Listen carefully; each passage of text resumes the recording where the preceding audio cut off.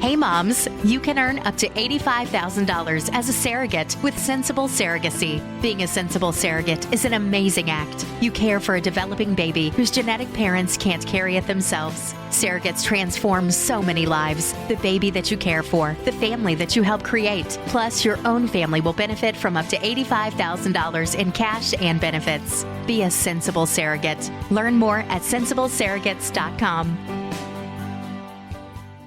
What's up? It's your boy, the Ted Smith. Thanks for listening to the Men's Room Daily Podcast. Want more? Check out the greatest podcast in all the land, The Podcast. Be sure to subscribe and listen to a brand new episode every Tuesday night. 99.9 KISW. We return to the Men's Room with Miles and Thrill.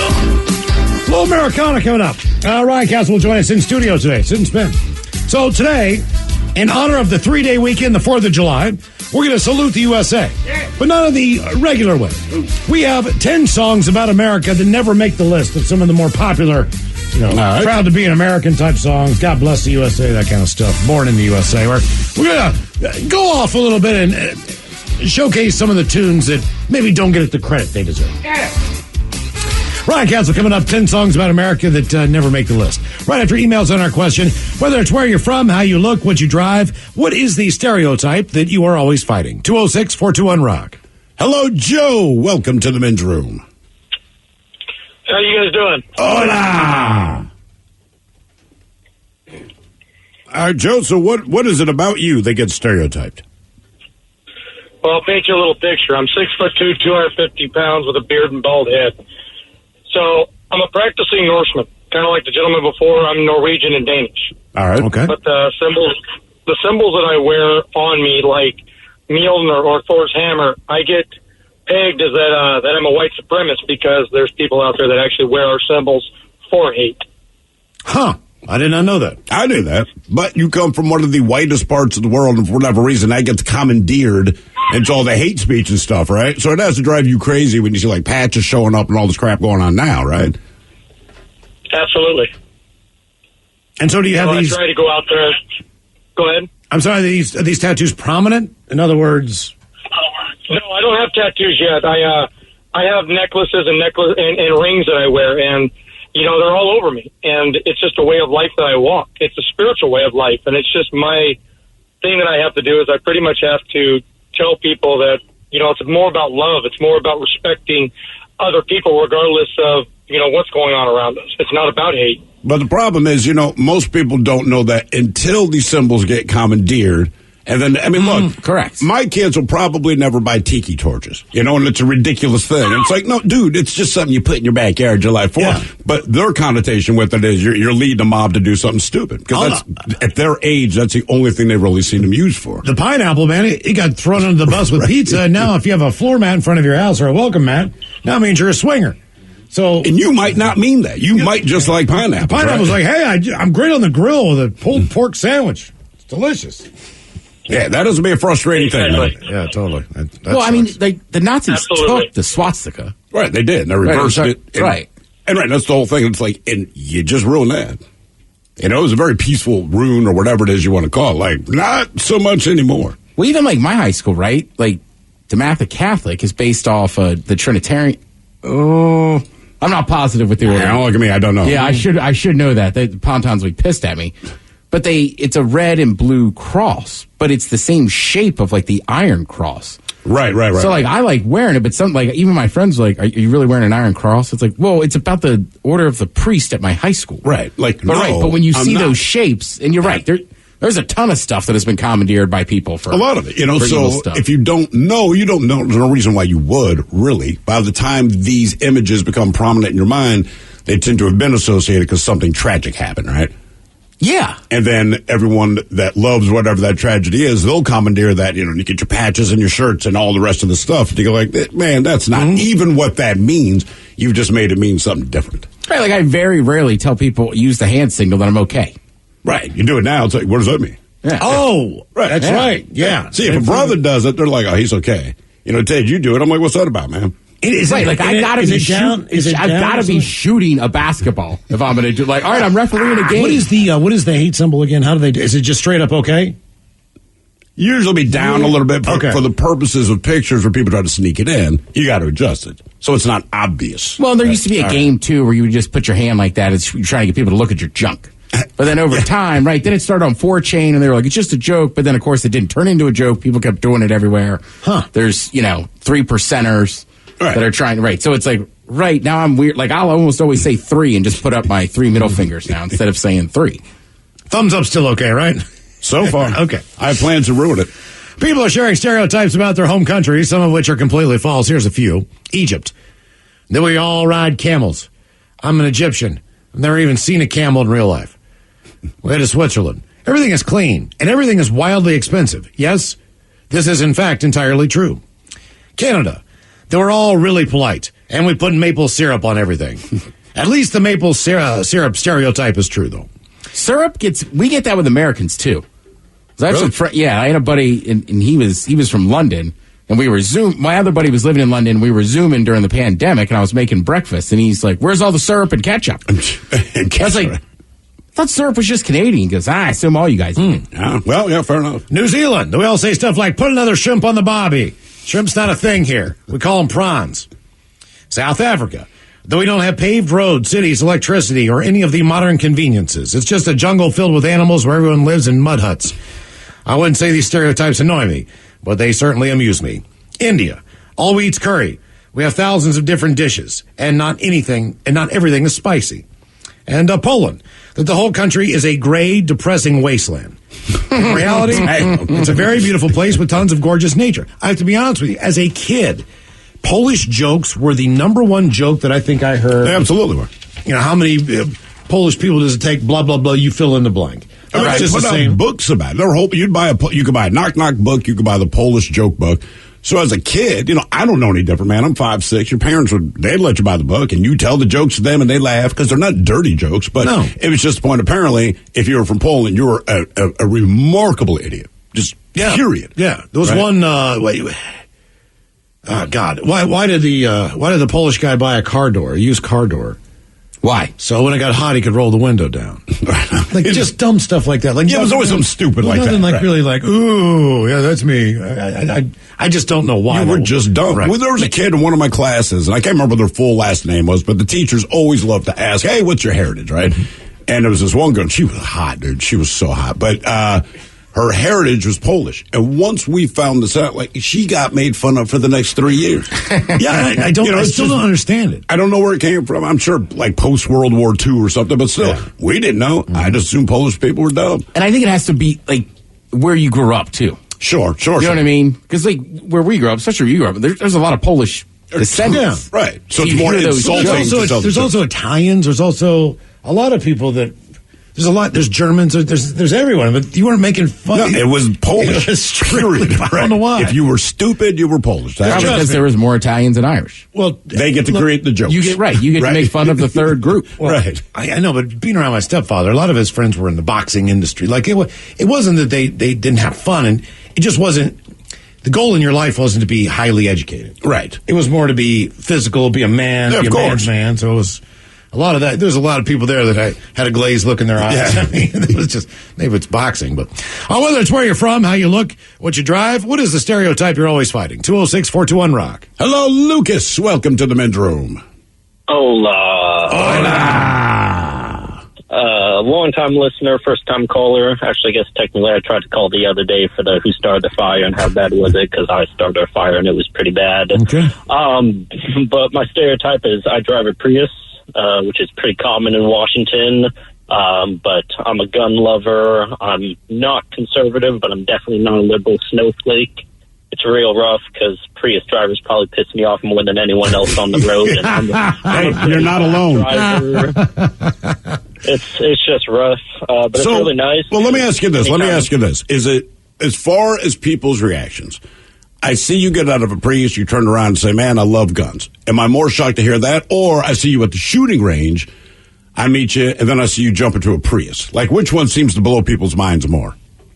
Probably showing up to a shooting range, just because most guys drive Jeeps, trucks, SUVs, and then I pull up with that, so they assume I'm showing up with some dinky little gun, and I show up with my ARs and my 22s and whatnot, and definitely get some looks. But yeah, I wouldn't see that coming, man. Honest to God. Let me ask you this. How many times has someone tried to get into the back of your car thinking you're an Uber? Like you're at a light and they open the back door. Little do they know you're packed. You're packing heat. Luckily, I live in Port Orchard, so we don't have as much Uber, so I have not had to deal with that. Do not drive downtown Seattle. What color is your Prius? It's blue. It's like a shiny blue. All right, that helps. I feel like most Ubers are either black or white. Or gray. Gray. There's that weird charcoal gray down If you have a charcoal gray Uber, people must get in your car. I mean, Prius. People have to get in your car all or at least the time. attempt to open the back door. I mean, I've done it. Definitely. Everyone I know has done it. You know, they have the doors locked. Then you kind of look in because you're upset because, like, hey, I called you. Yeah. Why don't you have the door unlocked? Until they point out, I'm not your Uber driver. Well, but Prius owners, they realize everyone thinks they're Uber drivers because that's what they say. If you tried to open the back door to anyone else's car, it's an issue. People that are on a Prius seem to be a lot more patient because obviously it's happened 1,000 times. They say, I'm not the Uber driver. Well, I did it in Milwaukee because it was a white SUV. I was at the wrong one. I knocked on the window. Or first I tried to open it, then I knocked on the window, and the window rolled down, and the dude in the front seat turned around and said, "You're doing too much." Oh, Jesus. Oh, damn. My bad. Sorry. He was pissed. Well, Elon Musk, when he was going through the process of acquiring Twitter. Yeah. So he's pretty active on Twitter. And one day he tweeted out, I'm buying, or maybe it was a comment that was attributed to him, but he quoted it. Basically, I want to buy Twitter to own the libs. Mm-hmm. And then the comment section came in, and it was all Tesla drivers. Right. Because typically you associate people who buy electric cars with being more on the, don't want to use gas, fuel tip, or whatever like that. And it just goes down this thing, and I'm in this wormhole now, going ooh, a lot of people who buy Teslas are not happy with them now. Yeah, surprise. That was amazing. Whether it's where you're from, how you look, what you drive, what is the stereotype you're always fighting? 206-421-ROCK. Hello, Kathleen. Welcome to the men's room. Hola. Hola. So I have not worked in a grocery store, or I've never worked in a drugstore for a long time. I've had the last couple jobs I've had for delivery companies, major vending companies, to where we are head to toe in uniform. You can see all over us, our brands, what we do, why we're there. I can't tell you, at least two out of three times I go to the store, some random customer stops me and pretty much assumes that I work there. I don't know why. Something about the way I look. It happens, I'd say probably good 2 out of 3 times. I don't know if it's the way I carry myself. It just happened to me. I went into a Walgreens. I work for a very established delivery company. I'm head to toe in their color. What is their color? She's in the front door. First thing she says is, where is whatever she was looking for? Why do you think people, if you're wearing a jumpsuit that clearly indicates with the image, I'm assuming the logo of the company on you, why would they think you work for anything other than that? Honestly, the only conclusion I can come up with is that just how I carry myself. All right. I mean, I'm always caught in uniform, so that's the one that really gets me, because I've worked for, places like Coca-Cola that you are red from head to toe. Very different colors from the associates and everything else. And I honestly don't know why, but it's not always a great thing, because I kind of feel like, because I don't dress for success in my job, and I don't wear, pantsuits and whatnot on my days off, that maybe I could just get assumed as, not somebody that has a very prestigious job, or, I wouldn't say that. I was going to say, does it sound weird to know that you carry yourself like a Walgreens employee? I don't know how they carry themselves. I've done this in but on some subliminal way. Maybe it's just because you're both wearing blue. It's every store I walk into. I'm wearing all blue right now. I can walk into a Walgreens and somebody comes in hey, do you know where the paper towels are? And I'm like, I don't know. Right, Walgreens adds up a little bit because they wear blue. It's like when you're in Target, you see somebody in a red shirt. Do you ever take the opportunity to steer people wrong? I mean, look, if somebody comes up, right, and they say, hey, do you know all the way over there in the dude, corner. It's all the way to back, and you got to wait 10 minutes, but tell Lenny that I said to grab him. Do you have a name tag on? Yep, I did have a name tag, a badge, everything. I mean, like you said, you could not tell where I was working. I know, that's a problem. I mean, I would tell you to take the name tag off before you walked in anywhere, but that's going to be a pain in the ass. true, but I have steered people wrong. During the summers when I was a vendor, I was always in the grocery stores, and I don't know how many times people come up to me asking where the marshmallows are, which, by the way, they're usually on the aisle with the pudding. The marshmallows. Yeah, I was going to say, have you learned that now? Have you learned the layout of different places just based on the fact that people ask you? Oh, my God. But if people are rude to me and they want to know where something's at, I'll send them across the store. All right. Well, I've done this. I did this at Fred Meyer. Some people are just dumb, too. Like, you know what I mean? Like, when you're in a grocery store, you see somebody stocking beer. It's not hard to tell they don't work for QFC. They work for the beer company. But I see people stop all the time and ask them for directions about the store, and it's like our buddy, or James, the beer guy. It's like he works for the beer company. He knows the beer aisle. That's it. That's it. He can probably tell you which beer you're looking for. I think most people don't know that. That would be my assumption. People I think it's, if you got a Doritos truck in front of the 7-Eleven, the guy in there putting the bags, he's working for Doritos. But that's what he's saying. It's the same thing. Like, there was a woman who was bent over and she was getting something, and she had khaki pants on, either plain white or plain black shoes, and a red button-up shirt. And I'm pretty sure this was close to what they were wearing at Fred Meyer. Now, this is about 6 or 7 years ago. And I said, "Excuse me, ma'am." I said, "Do you know where whatever is?" And she stood up and she said, "I don't work here." And I said, "Oh, I'm sorry." And I went on my way. But she gave me a look, and I'm like, then I looked at the Fred Meyer employee, almost basically wearing the exact same thing. Right. If I wear brown shorts and a brown button-up short-sleeve shirt, throw on a brown hat, and carry a box, if you ask me where the UPS store is, I can't get mad and go, "I don't freaking work for UPS." What?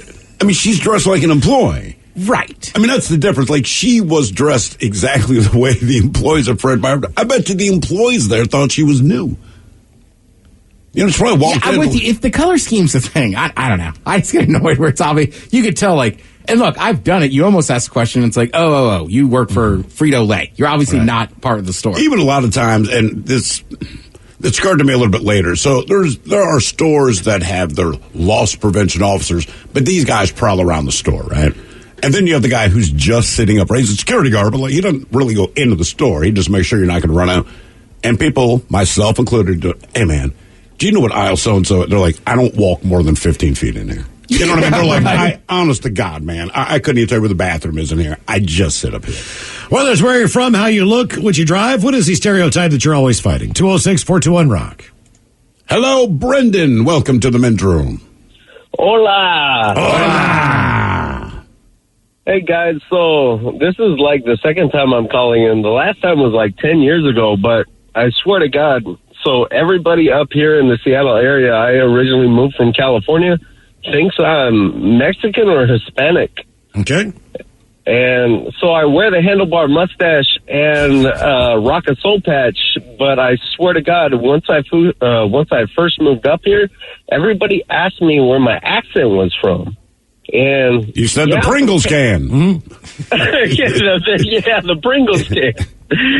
But I swear to God, every single job that I've ever worked, my coworkers have asked me if I'm Hispanic or where my accent is from. And it's crazy because I'm from the Bay Area in California. See, I think Southern California, honest to God, man. And look, nobody hears their own accent. That's condition of living, right? But listening to you right now, I would think L.A. There's a California accent. Either I read a whole northern article San Diego. But I would not think the Bay Area if you said, well, you obviously said you're from California, but I would guess South L.A. There's like 2 or 3 different pockets of accents. So I read an article about the different ones. So all right. You have the typical, there's female accents and there's male accents. Right. So there's obviously the Valley Girl accent, which was part of that. Oh my God. Oh yeah. Am I Valley Girl? Am I Valley Girl? No. And then there's the, you're not that, homie. No. And then there's the, never ending, you don't give up a word. You don't cut it off. So I went down to see my friend, and she was not there. Right, it's like talking in cursive. Right, exactly. There's no break in the sound coming out of your face. Coming down out of my mouth, and I just don't know what to do about it right now. I'm just so tired. Oh, my God, I've heard that as well. But you go down, you cascade down. From my other Californians. But I don't know the male equivalent. Like they brought it up. I just couldn't piece from what I was reading, hearing it in my head. So, but you do have a bit of an accent, man. But it's I don't know if I'd ask you if you're from Mexico. Certainly not with a handlebar mustache and soul patch. I don't know. And my travels to Mexico, that's not like the standard look, bro. I am 100%. Are you the Tapatio white, guy? By the way, Yeah, I'm 100% white, but I tan. Hell, I was just in San Diego this last week. By the way, I flew down a week ago, and I just came back to Seattle, and I am like, I don't burn, but I brown. And so, can I You're tell like you, chicken. You don't have to brag. Can I tell you why you're tan? Honest to What's God, up? because you went What's where the up? sun is. How about that?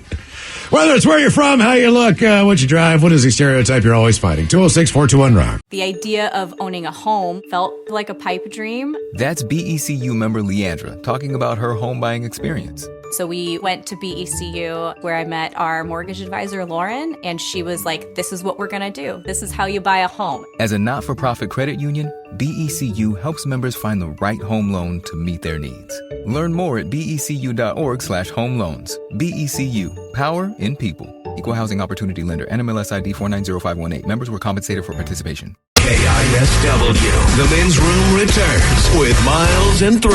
My question, whether it's where you're from, how you look, what you drive, what is the stereotype you're always fighting? Some more from countries. The people said, hey, I'm from these countries, and this is a stereotype that I'm asked all the time. Germany, our stereotype is best told with a joke. How many Germans do you need to change a light bulb? How many Germans? 1. We are very efficient and not funny. Ireland. Their sports teams play into that. Like the German soccer team always makes it to like seems like the semifinals of the World Cup, but it's like, yeah, they play good defense and then score like 1 or 2 goals a game. Okay, yeah. Ireland, that we drink a lot of alcohol, and our diets consist entirely of potatoes.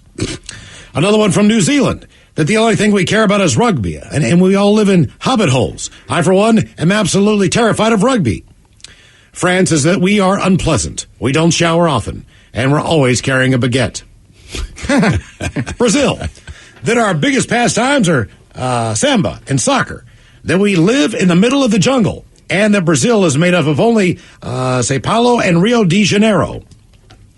In Scotland, we eat all haggis, drink whiskey, and wear skirts. Any country in Africa, that Africa is one homogenous country, not an entire continent, made up of over 50 distinct countries. In Australia, I'm guilty that the whole damn country is dangerous. Spiders, bears, snakes, feral cats, dogs will rip your heart out every time you step out the door. I just know that everything seems to be bigger and badder in Australia. So. It seems like everything has the ability to kill you. Even if it's cute and fuzzy, well, it's also venomous.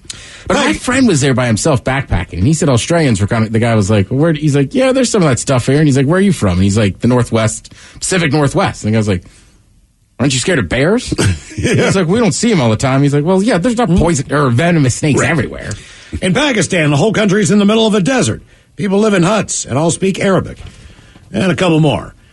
Canada, it's always snowy and wintry. As a Canadian, I can assure you that Canada is a huge country. We've got everything from deserts to rainforests. Some parts of the country get tons of snow, while others barely even freeze.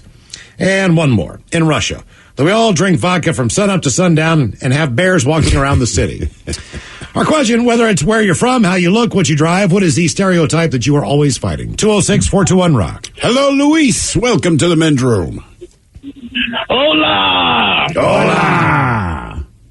What's happening, guys? Oh, man, not much. How are you, sir? I'm doing great. My stereotype is I'm third generation, born and raised in a small town in Kansas. Over here, I've been up here since 2008. Every time I meet someone, you always assume I'm from California.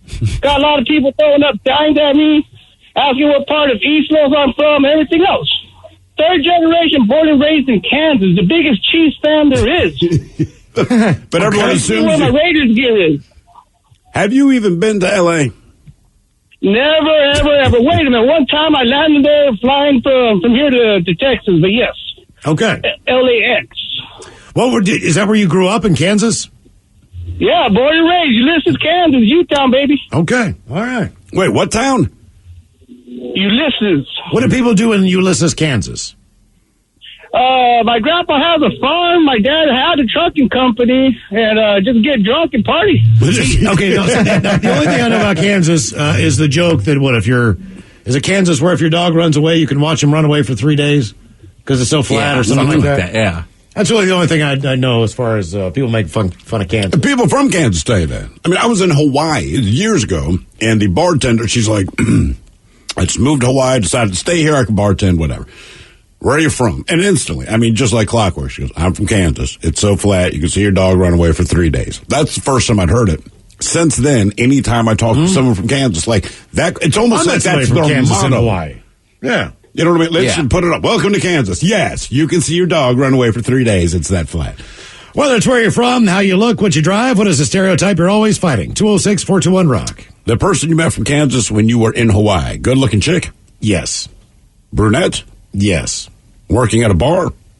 No, she was there on her honeymoon. Okay, different woman then. Mm-hmm. But apparently Kansas knows what's going on. They do. Man, oh man. Chew. Yeah. I was on my honeymoon. Rock Chalk Jayhawk. Hey, I got a pineapple. Hello, Lizzie. Welcome to the men's room. Does that work at the pool if you have a pineapple drink? Hola! Just carry a pineapple down to the pool. Pineapple drink. Hey, ladies. You know, the whole drink, they hollow it out. Same deal, maybe? Anyway, go ahead. I'm sorry, Lizzie. I think that's a Coke. Hi. Hola. Hola. So I'm from the UK, from Wales, little country in the UK. Mm-hmm. I live in Seattle now, and it is a common stereotype that we like our sheep a little bit too much. And there's a common phrase that we get called sheep shagger. Is that right? Is that if I went to the UK and I said she's a sheep shagger, would they know it's Wales specifically? Oh, immediately. They'd be like, well, she's a Welsh chick. So what about Scotland? Because a lot of the time in the U.S., most of the jokes I hear about, as you would say, someone getting a little too close to the sheep, it seems like it's Scottish, not Welsh. Mm-hmm. That's what I thought, too. Yeah. I mean, I would wish it was the Scottish, but not the Welsh. So really, the whole sheep... There's like 10 million odd sheep in the UK. They outnumber people 3-1. Well, that explains your infatuation with sheep, you weirdo. Right. So should we start correcting people then? Because like I said, in the U.S., it's always Scottish. Mm-hmm. Should we start on your behalf? Like, hey, that's not Scottish, that's Welsh. They're the ones into the sheep. I feel like it would be a good thing. If we're going to have something, we should own it, right? Sure. So what is the rotation of Wales or Scotland or England when you're actually in the UK, as far as just talking about the country on the other side of a border? Okay, I would say that the Welsh know how to party and have a good time and sometimes like sheep too much. Scottish are wild and crazy and love their whiskey. Mm-hmm. And the English like football. Well, I know that my family in Montgomery has a family crest in Wales. Don't brag. All right. Well, in Wales, really? In Wales, yeah. Okay. In maybe Scotland too. Either way, my question is this: like with Jamaica and marijuana, there's an association there. You guys, what is up with not necessarily Welsh people, but people in England and cocaine? People in England and cocaine? It just seems like when you rage, and don't get me wrong, people in Las Vegas throw down. Sure. It just seems like it's more acceptable. Is that then? I don't know. Maybe like on the party scene, like on the club scene, a bit like LA. Yeah, I think it's more than that. No, I think it's just it's like meth here. I don't think it's that it's acceptable. It's that it's kind of expected. If you say drug, you know what I mean? And then if you got the big party scene, it's like, yeah, it's probably cocaine. Yeah, in London, it's massive. But in London, the States, it's probably meth. Okay. Right? But so you're Welsh. You don't like football? Oh, rugby. No, not football, rugby. All right. And so what were your stereotypes before the U.S., before you actually got to the U.S.? Oh, man. Now you're asking. So my husband's American now, so I got to be careful, man. He's from Philly, and I guess loud.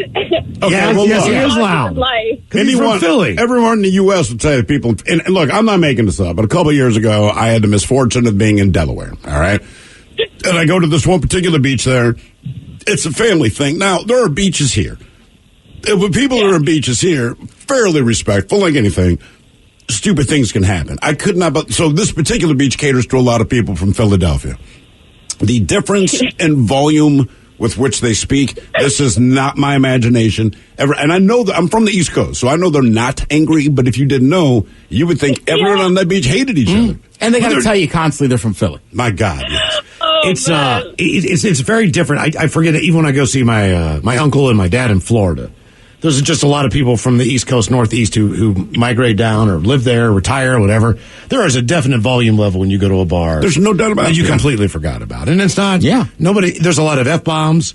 Doesn't matter if kids are around. Right, oh my God. There's no filter as far as what's coming out of your mouth. The things that I heard these people saying on that beach, even though there were kids around, so there was like a bigger family gathering, I guess, next to us, quote unquote, and probably like 15 people deep. They're waiting for someone to show up, right? And I'm not eavesdropping. You just can't not hear them discuss everything, all right? Mm-hmm. So the person they're waiting for, this dude is maybe 50 yards down the beach. So the kind of the patriarch of the family, if you will, just gut hanging off the side of the chair, and he's completely happy. His kid points out, says, hey, that's whoever the guy is he's been waiting for. And he jumps up, and I'm trying to think of even a radio-friendly way to explain what he said. Yeah, I mean, it was friggin', and then there's another F-bomb that would be considered a slur after that, all right? And he screams this down the beach, and I mean, and the kid's kind of smiling, and his buddy just waves to him, and it was no big deal. No, that's hello. To anyone, right, it was hello, and I'm just sitting there like, I cannot believe I grew up here. That's his dad. You know what I mean? Like, that could be his mother. Yeah. I was on a flight to Philly last year, and same thing. The guy next to me, we start kind of BSing a little bit, and he said it like 3 or 4 times. I'm like, oh my God, and he's so loud. And just you can't say that on a plane, dude. You can't say it. Just stop saying it. But you can there. Oh, you're talking about the other F word. Yeah. Yes. Oh, yeah. That is very unique to there. That's like but top of your lungs. That's like your friend, right? And it's like, dude, just stop, man. As long as we're talking Philly. So there's stereotypes about Maryland, which are pretty true, right? We do put Old Bay on everything. We do. But there's one stereotype. We love the flag. Yes, we do. There's one stereotype about Maryland, and from the show, for the record, I am a Seahawks fan. I have never, ever been a Ravens fan. Is all of Maryland gone basically Ravens now? Yeah, well, I think people forget Washington, like, there's still a lot of Commanders fans, and they play in Maryland. But yeah, when you see, because the Ravens have the Maryland state flag, this and that.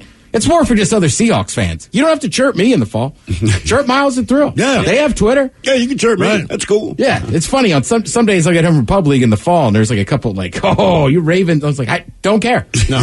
And when the team gets there after you've been established in something, you probably don't have the same interest. Sure. You already had a team before the Ravens got there in, 97, whatever it was.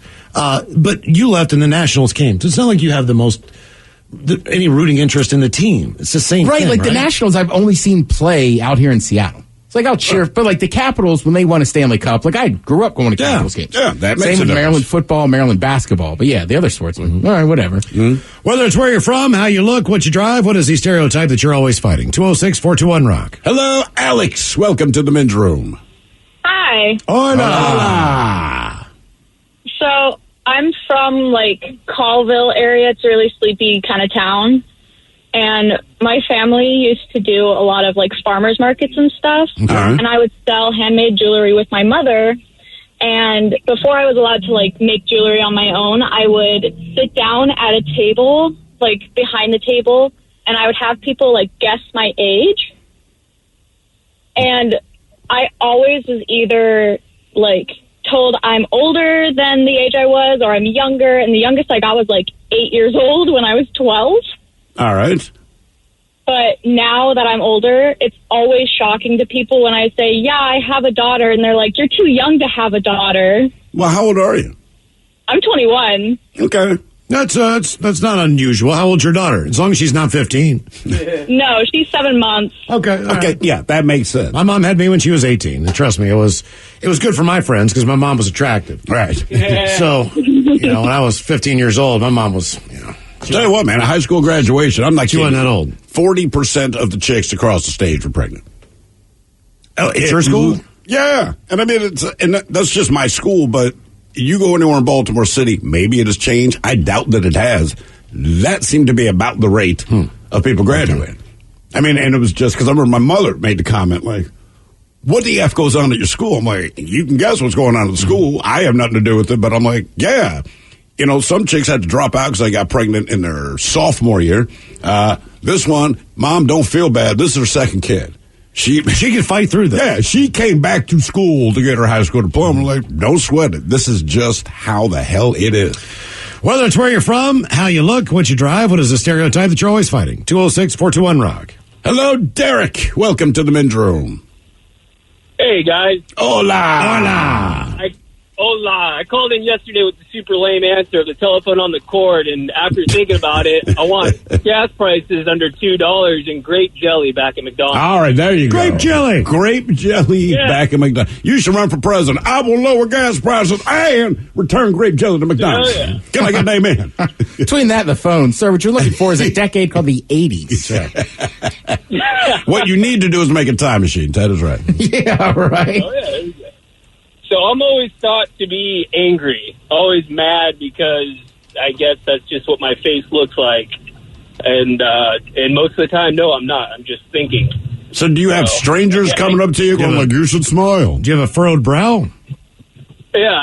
Can you say the B? Can you say the B word? You can say the B word, right? You look like bitch face, you mean? Resting bitch face? Yeah, resting bitch face, as Mike said. No, look, it's a thing. You do see people who just don't look happy, and they're fine. But you don't know they're fine until either you get to know them or you have a conversation. You're just like, man, that guy is so angry at the airport. And then you see him reading his phone. I figure he's reading bad news. And then they break into laughter, and you're like, oh, he just has resting bitch face. I used to know a chick. We actually called her bitch face. And years later, my mom, seriously, that's how she introduced herself. That is how I knew her. And my mother had met this woman. And they asked the name. I'm like, Mom, this is bitch face, which this does not fly. My mom, she said, no. What is her real name? I said, honest to God, I don't know. No. I don't know. I've only known her as bitch face. Like all of her friends called her bitch face. She called herself bitch face. To this day, I cannot tell you what her name was. I look way too intense when I'm trying to listen intently. You do. You haven't. I mean, we know you. Yeah. So but Ted actually stopped me at one point when he was actually trying to teach me something, because I just locked in and I furrowed the brow and I just kind of focused on it. He says, What problem do you have with what I'm saying? It's like, no, I'm just listening. I don't. I want to make sure that I'm listening, and I get an intense face. Well, you do, because sometimes we'll talk about things that we might not agree, but like he's giving me this look. I'm like, I'm just trying to explain it to you, man. You don't have to be mad about it. I'm just trying to listen. I'm just trying to listen. My buddy Leon was like that, and he always looked angry, and it's just the way his face looked. But it just caused problems for him, because everybody wanted to fight. And this is, So if he looked at somebody, they just thought that he was shooting him. I saw it a million times. And I told you, he was the baddest ass street fighter I've ever met in my life. And I always wondered, but never bothered to ask, like, are you naturally a good fighter, or has it just been the fact that your face leads you to so many confrontations that you've learned how to fight? Probably a little bit of both. I mean, sir, we were just sitting in the bar doing nothing. We're just talking to each other. He'd absolutely look in some direction. And between the ages of like 19 and 25, dudes got to be all alpha. And they picked the wrong dude when they picked him. And you try to tell him, like, hey, man, you don't want to do this. But if you tell any guy that, like, man, if your friend, I go, all right, bro, I'm just trying to warn you. It's going to end quickly. And you're going to be so happy. And I'm sorry, I'm giggling. I've just seen this movie a million times. And it ends the exact same way. There is no choose your own ending on this, dude. And it's just the look on his face. And we'd be having a great time. And someone walk over and disrupt it, kind of shove him. Yeah, you. Leon's like, name's Leon. Who the hell are you? They go, you staring at me? No, man, I'm not. No, man, I just saw you mean mugging me. And you couldn't explain, like, he's just really ugly. And his face, can't step in with that. His face just naturally slopes like that, man. He is not angry. He just seems, he looks pissed. He's not. Always. But you keep this up, he's going to be pissed. He's going to be mad at me. And guess what? When he gets real, he's like Bill Cowher. When he gets real mad, he's going to smile. Oh, he's like Bill Bixby. If he smiles at you, it's going to be the end of it. Whether it's where you're from, how you look, what you drive, what is the stereotype that you're always fighting? 206-421-ROCK. Hello, Ted. Welcome to the men's room. Gentlemen, hola. Hola. Yeah, I'm from Enumclaw, and everyone knows what Enumclaw is famous for. I don't have to say it. I didn't realize I was a government contractor for almost 30 years and traveled through war zones all over the world. And I'd have to give my next of kin everywhere I showed up, and it said Enumclaw on it, and instantly oh, you have sex with horses or bestiality, everyone would crack up and start laughing. And you'd be the guy on the platform from Enumclaw. And you wouldn't say, like, yes, I love it. That's what we do. You'll never go back. That's where centaurs come from. Yeah, the whole thing. Exactly. What do you do with horses? Although somebody did point out earlier, Ted, if you'll appreciate this, I'm assuming they're also from Enumclaw. This was earlier in the show. They just said the people that had sex with the horse were not from Enumclaw. They're from Europe. They always say that, yeah. Wouldn't you? Wouldn't you say that? Yeah, you're from a small town. Hey, oh man, you're from West Virginia. You would squeal like a pig. Like, that was in Georgia. Those filmed like... Doesn't matter. That was a 12, 13-hour drive. Man. Somehow, West Virginia got deliverance dropped on it. The wrong thing got the reputation. Ryan Castle coming up. We'll sit and spin. We've got 10 songs about America in honor of 4th of July that never make the list. You are listening to The Men's Room. When you go on holiday, there is no finer achievement than doing absolutely nothing. Nothing on the beach, nothing by the pool, walking kind of nowhere, and chatting about nothing. As an Expedia member, you can save up to 30% when you add a hotel to your flight. So you can have a bit more money to go out there with great ambition to do absolutely nothing. Expedia, made to travel.